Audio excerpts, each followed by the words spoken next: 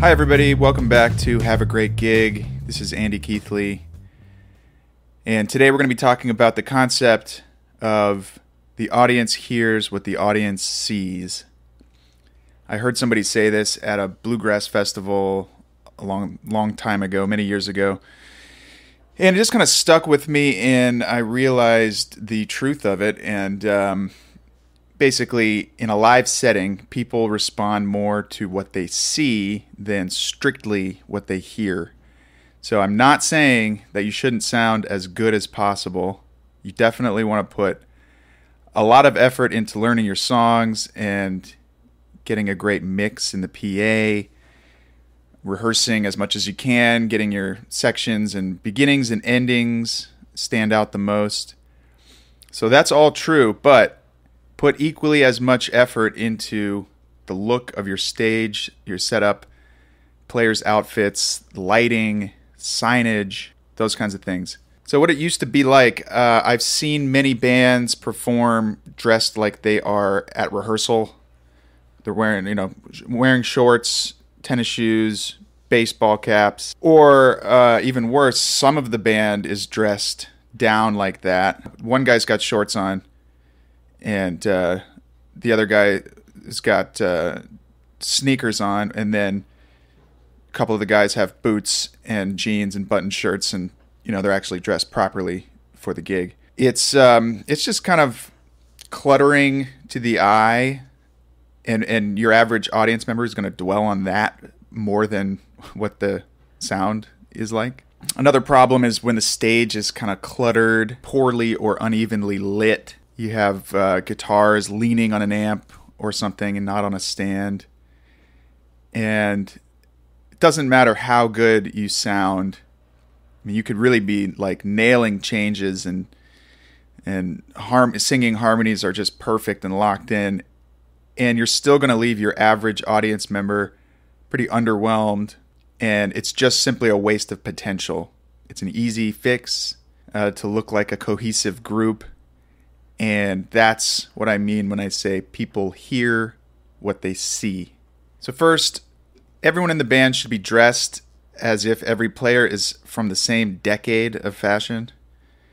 And this is going to change depending on what your genre of music is and what the vibe of the gig. If it's a wedding where they say everybody's going to be wearing, rustic, casual kind of thing, then you want to try and match that.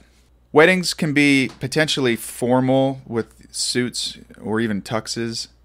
You just want to check with your client.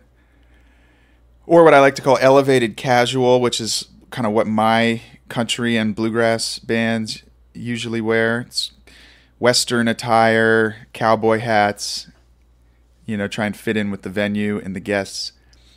If your band plays rockabilly music, you're probably going to want to be dressing in 50s clothes. Something reminiscent of the sound that your band is making. I've seen some bands with a 60s vibe, kind of a clean cut 60 or surf bands kind of go for that too. A lot of 70s vibes going on in bands, my bands and bands that I see playing around LA at least. That's a pretty easy one, denim, boots, leather shoes, cowboy hats, that kind of thing. You just want everyone to be from the same decade. You don't necessarily have to have a uniform, although that does work really well for some bands. Like a lot of 80s bands, they will wear tracksuits or gym shorts or, sunglasses.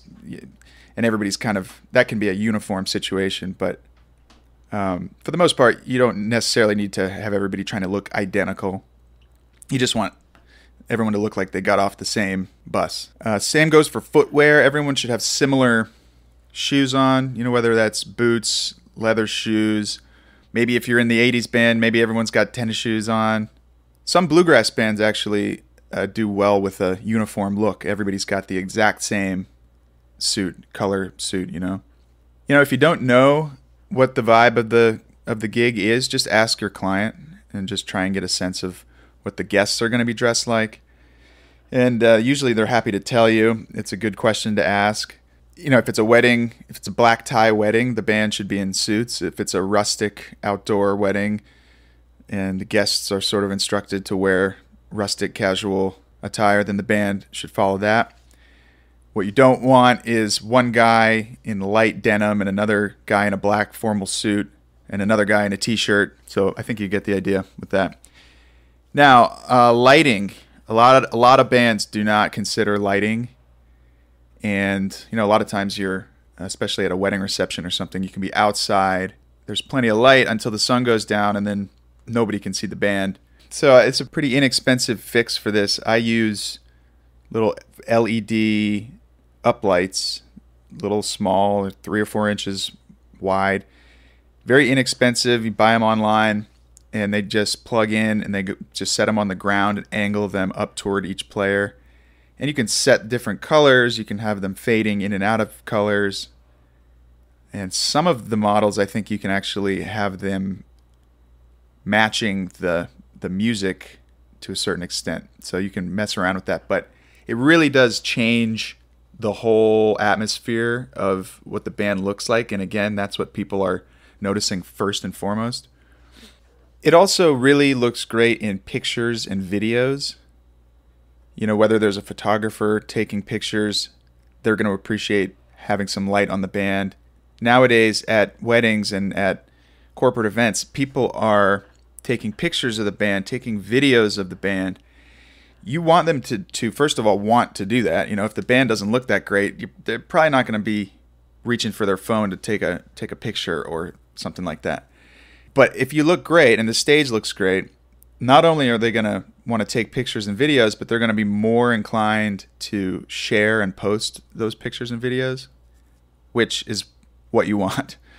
You want to be doing a lot of your own promotion, but hey, it's great when total strangers help promote you and post, and that brings me to signage. So when a client is okay with it, I usually ask, but we have a great sign for each of our bands. It's got the name of the band because that's a question you can anticipate being asked. The Instagram or the website, whatever your main social media handles are, put those right on there. Again, anticipating a question being asked. Hey, are you on Instagram? What's the name of your band? It's right there. And another thing I like to put on there is a QR code for Venmo so that people can, you don't have to put a tip jar out, because a lot of these gigs, it's not really appropriate to put a tip jar out when you're at somebody's wedding reception. But if you've got a Venmo QR code on the sign, hey, it can't hurt. You might make a little bit of money that way. For the signs, the ones that I like to use are on Vistaprint. They're actually real estate yard signs, and it's like a thin plastic. It costs like $30 or $40. You can design it on the website, put your logos on there. It's a good size. It's just a few feet wide and a couple feet tall. And we built, our guitar player, mandolin player, Greg, built a wooden frame to go around these signs so that they stand up on their own and they look nice and official. And it really helps. Again, that's going to be in every picture and every video that anybody takes of the band as well. So having good lighting, well-dressed, somewhat uniform-looking band, and plain signage for everyone to see is just going to help create a concert experience for the guests, And as some gigs, you're hired to sort of be background, and some of our jazz gigs and stuff like that, they don't really want the band to be taking too much focus from the rest of the event. And usually that's a black shirt, black pants, and don't worry too much about the lighting in a situation like that if that's what they ask for. But for us, for our bluegrass and country bands, a lot of times we're doing a reception or some kind of a party, and what they want is for the band to be the center of attention and the focus of everybody's energy. So when you have all these things in place, what you're creating is what somebody is used to seeing when they go to see a concert in a stadium or in a theater or something. Again, your average person is not a musician. They like music and they're listening to your music, but your average person doesn't care, doesn't know about all the little musical things that we as musicians overthink about. So you got to meet them where they are and create the atmosphere that they're used to seeing when they go to see a concert. That's where the lights come in. That's where the clean part of the stage comes in. Get a couple of rugs to put down. They look great on stage, and also the little bit of cushion will help your knees and your back if you're standing and playing guitar for 3 or 4 hours. But they look great on stage. Again, you just want people to think like, hey, we're at this corporate function, wedding reception, birthday party, but hey, it was like a concert. The band was really awesome. They sounded great. They looked fantastic. The stage looked cool. The lights made everybody feel like it's all part of a big presentation. So, okay, I want to talk a little bit about the no baseball cap rule. It's pretty much, in my opinion, never a good idea to have anybody with a baseball cap on stage. Now, of course, there's exceptions to this. It's just so casual and so like, I didn't think about this performance. I didn't really put much effort into it. I just kind of rolled out of bed. I didn't even do my hair or, I just threw on a baseball cap and you're on stage. It just looks really unprofessional. Of course, if everybody's wearing a baseball cap, or if it's trucker hats and you're like a country honky-tonk band, that's different. If you're playing in a bar, that's different. I'm talking about when you're getting paid to show up and play for a client and you wear a baseball cap, it's just sort of offensive to the idea that they hired professional musicians. So unless a baseball cap fits into your theme or fits into the vibe of the event, no baseball caps. Other hats are okay. Cowboy hats, fedoras, little Irish hats, whatever those are called. Those look good. Those look great. Matches the theme. Perfect. Or no hat at all, of course, is fine too. So another thing I want to point out is space things and people evenly on stage. So this usually happens naturally due to the confines of space and everyone having enough space to kind of set up their instrument and their amp and all that stuff. But sometime in the middle of your setup phase, take a step back, look at the stage from the audience perspective. What's going to look either symmetrical, if that's what you're going for, strategic placement of your lead singer, or a few weeks ago, for instance, we were playing a wedding up in Santa Cruz, and we knew beforehand that the groom was going to come up and sing a few songs with us. So I intentionally left a space right in the center of the stage.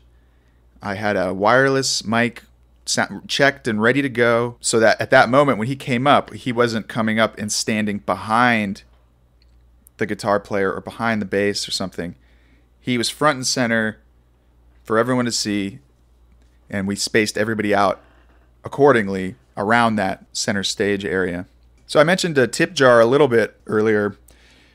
Most paid gigs, I would say, most of them, you do not want to be putting a tip jar out, and really never at a wedding or a private party or corporate event. But for some, club gigs, breweries, restaurants, not only should you absolutely have a tip jar, but put the same effort into what the tip jar looks like as the rest of your stage and your attire and the things we've been talking about.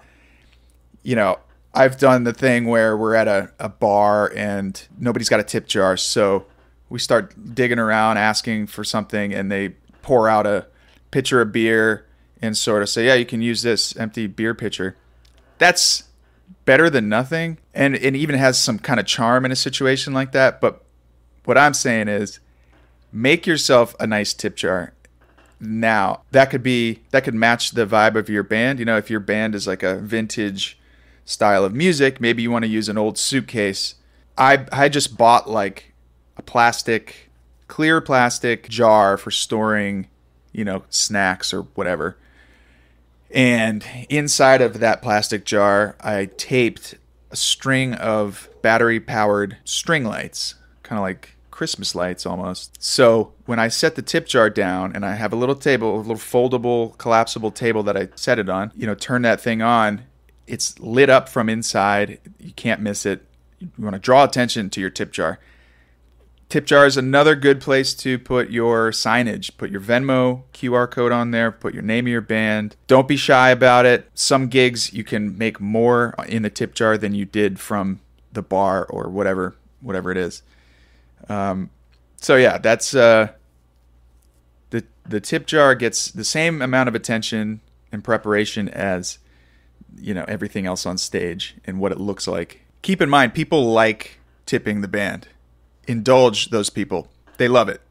People want to get up, throw some cash in there for the whole room to see. They want to request a song. Don't think of it as like you're begging for money or you're asking people to shell out cash. People want to tip the band. So a little bit of effort in the image, in the look of your band and your stage will go a very long way. Again, I am not saying you should disregard your actual music, but a great looking band and stage will leave the audience really impressed, and they're more likely to take and post pictures and videos. I'd love to hear what some of you have tried successfully or unsuccessfully for dressing your stage and your band. So email me at haveagreatgig@gmail.com and reach out on Twitter and Instagram at haveagreatgig. Thanks again for tuning in. We'll have some more effective tips and tricks right here next week. See you then, and have a great gig.